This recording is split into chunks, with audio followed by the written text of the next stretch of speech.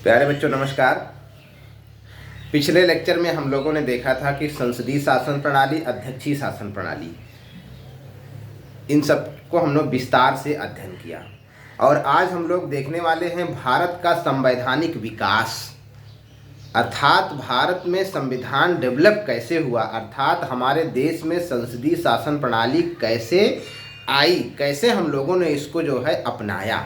तो भारत का संवैधानिक इतिहास अर्थात कॉन्स्टिट्यूशनल डेवलपमेंट ऑफ इंडिया, अगर भारत के संवैधानिक इतिहास को आपको पढ़ना है तो इसको 2 चरणों में बांटकर आप पढ़ेंगे, तब आपको बेहतर तरीके से समझ में आएगा।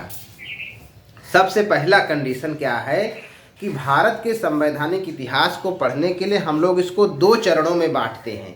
नंबर 1, ईस्ट इंडिया कंपनी के अधीन भारत का शासन। नंबर 1 पहली कंडीशन क्या है, पहले नंबर पर ईस्ट इंडिया कंपनी के अधीन भारत का शासन, और नंबर 2 पे ब्रिटेन के सम्राट के अधीन भारत का शासन। अब यहाँ पर आपको अंतर समझना होगा प्यारे बच्चों। ये वीडियो हम बनाते हैं सभी के लिए, क्योंकि ये कॉन्स्टिट्यूशन जो है हर इंसान के लिए बहुत ज़रूरी है। जैसे आप जो है डेली रूटीन में जो काम करते हैं, आपको कॉन्स्टिट्यूशनल की जानकारी, संविधान की जानकारी, संविधान का ज्ञान होना बहुत ज़रूरी है। इसलिए ये पब्लिक वीडियो हमारा है, इसको आप किसी भी उम्र के बच्चे या हो या बुजुर्ग हों, सब लोग देख सकते हैं। इसके लिए मैं बहुत ही अच्छे से समझाने का प्रयास करता हूँ।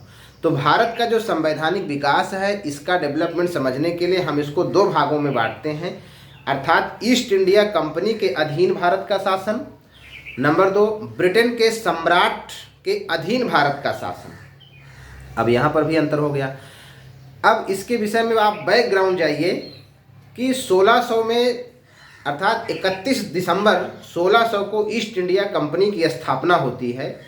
ब्रिटेन में कुछ व्यापारी गण महारानी एलिजाबेथ के पास जाते हैं और वो बोलते हैं कि हमको पूर्व में यानी कि ईस्ट में जो है भारत में व्यापार करना है, और वो व्यापार करने के लिए उन्होंने महारानी एलिजाबेथ से परमिशन लिया, और परमिशन लेने के साथ साथ उन्होंने ईस्ट इंडिया कंपनी की वहीं पर स्थापना किया।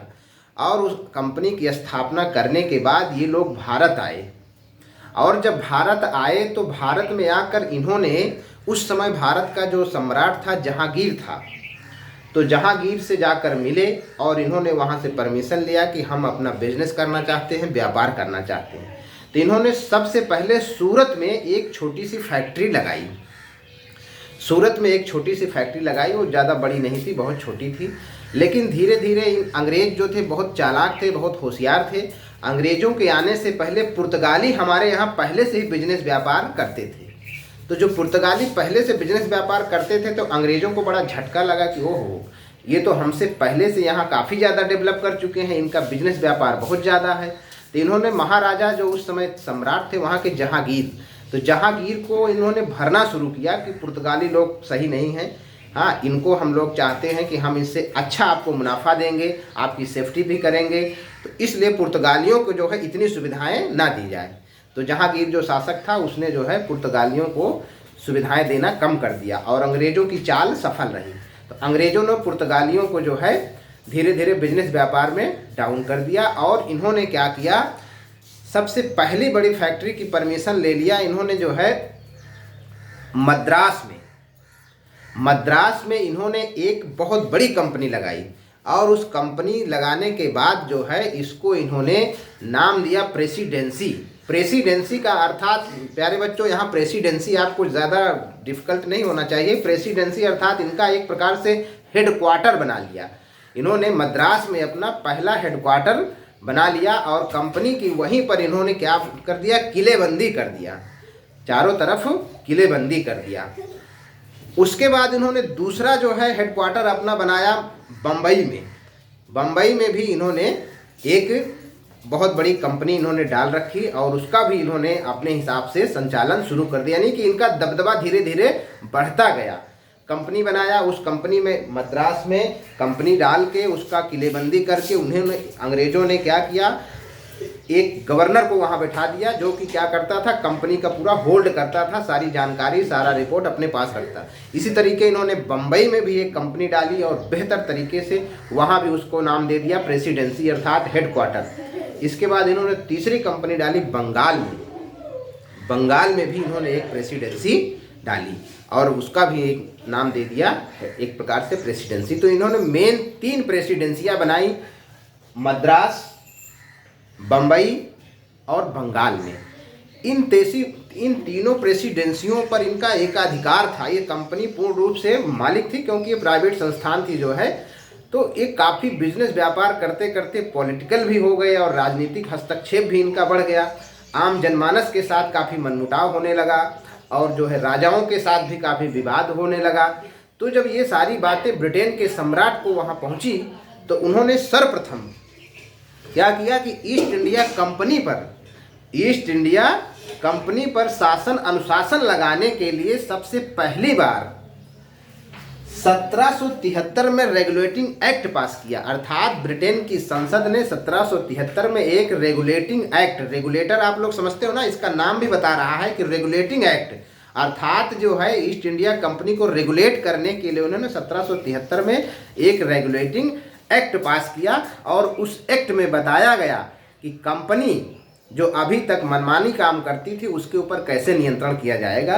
तो इन्होंने एक्ट में क्या बातें बताई, इन्होंने सबसे पहली बार एक्ट में ये बताया कि मद्रास, बम्बई और बंगाल प्रेसिडेंसी पर जो इनका अलग अलग गवर्नर था, तो इस एक्ट के माध्यम से इन्होंने क्या किया कि मद्रास और बम्बई प्रेसिडेंसी को बंगाल के अधीन कर दिया। अर्थात जो इन्होंने 3 प्रेसिडेंसियां अलग अलग बनाई थी और तीनों का अलग अलग हेडक्वार्टर बनाया था, तीनों में अलग अलग एक गवर्नर, एक जनरल की नियुक्ति किए थे। तो इस एक्ट के द्वारा इन दोनों अर्थात मद्रास और बम्बई प्रेसिडेंसियों को बंगाल प्रेसिडेंसी के अधीन कर दिया गया और बंगाल में एक गवर्नर जनरल की नियुक्ति कर दी गई। बंगाल में एक गवर्नर जनरल की नियुक्ति कर दी गई कि वो कंपनी की देखभाल करे और जो भी काम होता है वो ब्रिटेन की संसद को सूचना मिलनी चाहिए। और भी बहुत सारे इन्होंने किया कि देखरेख करता है, आश्वासन आवश्यकता पड़ने पर ब्रिटिश सरकार को सूचना देता है। ये सारी सूचनाएं जो है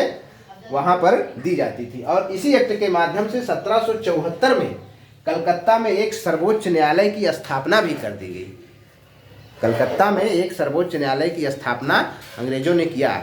यद्यपि इन्होंने सर्वोच्च न्यायालय उसका नाम दिया था, लेकिन वो अंतिम अपीली न्यायालय नहीं था, क्योंकि यहाँ की जो सर्वोच्च न्यायालय में कोई भी मामला डिसाइड होता था तो इसकी अंतिम अपील ब्रिटेन के प्रिवी काउंसिल में होती थी।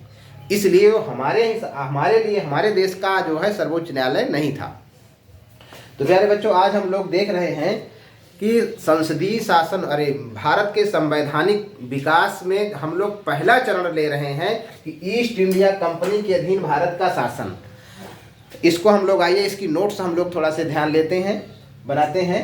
ईस्ट इंडिया कंपनी के अधीन भारत का शासन हमने यहाँ दिखाया है 1773 से 1857 तक। क्यों? क्योंकि ईस्ट इंडिया कंपनी की स्थापना बेशक 1600 में हुई थी, लेकिन ये अपना बिजनेस करते थे, व्यापार करते थे, कोई इनका ज़्यादा दखल अंदाजी नहीं था। लेकिन धीरे धीरे ये एकदम पॉलिटिकल हो गए और कब्जा कर लिया और 3 प्रेसिडेंसी भी बना डाली, मद्रास प्रेसिडेंसी, बम्बई प्रेसिडेंसी और कलकत्ता प्रेसिडेंसी, बंगाल प्रेसिडेंसी, जो कि अलग अलग हेडक्वार्टर इन्होंने बढ़िया से किलाबंदी करके और यहाँ के सम्राट को जो है काफ़ी झटका देना शुरू कर दिया। तो फिर लोगों में विद्रोह हुआ, ये बातें ब्रिटेन के सम्राट तक पहुंची।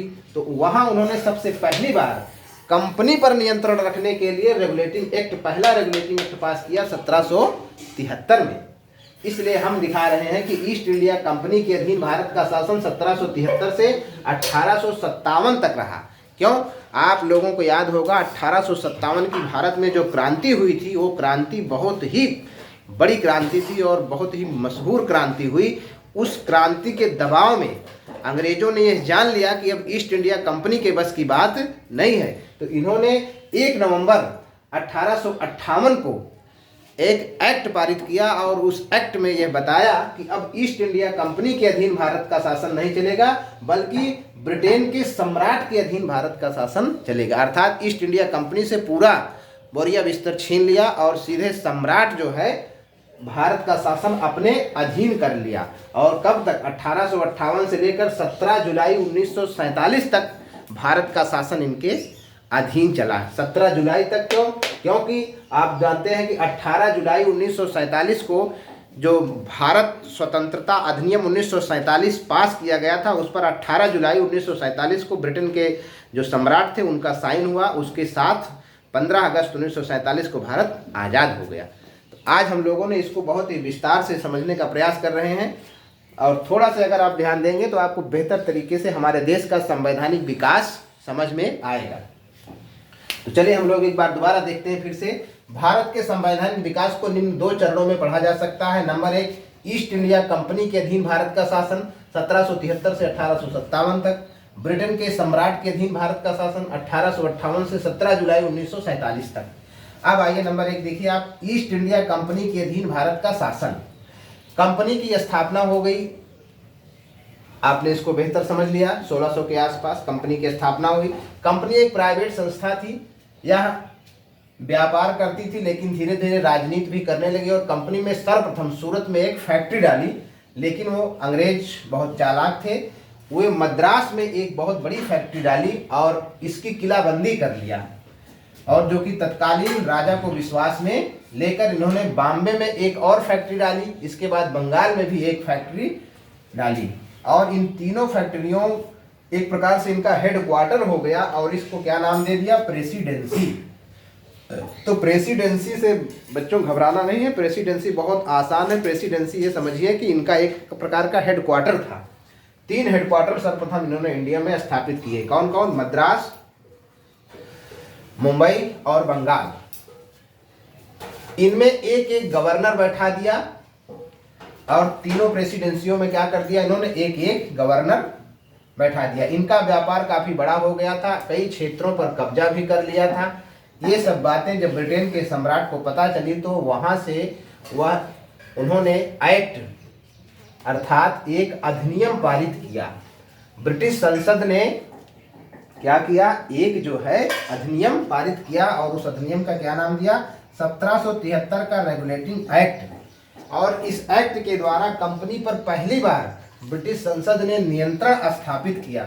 इस एक्ट से पारित होने से पहले मद्रास, बंबई और बंगाल प्रेसिडेंसियों पर एक एक गवर्नर के माध्यम से शासन होता था, लेकिन इस एक्ट के द्वारा मद्रास और बंबई प्रेसिडेंसी को बंगाल प्रेसिडेंसी के अधीन कर दिया गया, और बंगाल के लिए एक गवर्नर जनरल की नियुक्ति कर दी गई। प्यारे बच्चों, यहाँ पर समझने वाली बात है, अभी तक तीनों प्रेसिडेंसियों में एक जो था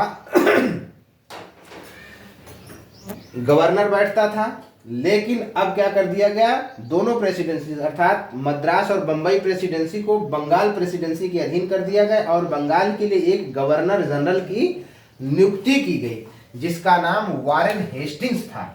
ये क्वेश्चन बहुत ही पूछा जाता है, जिसका नाम वारेन हेस्टिंग्स अर्थात बंगाल का प्रथम गवर्नर जनरल कौन था? वारेन हेस्टिंग था। उसके कार्यों में सहायता करने के लिए 4 सदस्यों की एक कार्यकारिणी भी बनाई गई थी। इस एक्ट के द्वारा ब्रिटेन में एक कोर्ट ऑफ डायरेक्टर्स का गठन किया गया। इसी एक्ट के द्वारा ब्रिटेन में एक कोर्ट ऑफ डायरेक्टर्स का गठन किया गया था, जो कि भारत स्थित गवर्नर जनरल के कार्यों की देखरेख करता था। गवर्नर जनरल बंगाल में बैठता था और कोर्ट ऑफ डायरेक्टर्स ब्रिटेन में बैठता था। वो जो है इसके संपर्क में रहता था, और जब भी ब्रिटेन की संसद में भारत से संबंधित कोई बात या प्रश्न पूछा जाता था, कोर्ट ऑफ डायरेक्टर्स जो है उसका वहां पर जवाब देता था। तो गवर्नर जनरल की कार्यों की देखरेख करता था। यह आवश्यकता पड़ने पर ब्रिटिश सरकार को प्रशासन की सारी सूचनाएं देता था। इसी एक्ट के द्वारा 1774 में कलकत्ता में एक सर्वोच्च न्यायालय की स्थापना की गई, लेकिन यह भारत का अंतिम अपीलीय न्यायालय नहीं था, क्योंकि इसके विरुद्ध अपील ब्रिटेन स्थित प्रिवी काउंसिल में की जा सकती थी। इसके बाद हम लोग दूसरा एक्ट देखेंगे, तीसरा एक्ट देखेंगे। इस प्रकार हम भारत के संवैधानिक विकास को धीरे धीरे पढ़ेंगे। प्यारे बच्चों, आज के लेक्चर में हम लोगों ने भारत के संवैधानिक विकास को समझने का प्रयास किया। यदि आपको ये वीडियो अच्छा लगे, आपको इसमें थोड़ी सी भी जानकारी मिले, तो आप लोग हमको कमेंट जरूर करिएगा। जय हिंद, जय भारत।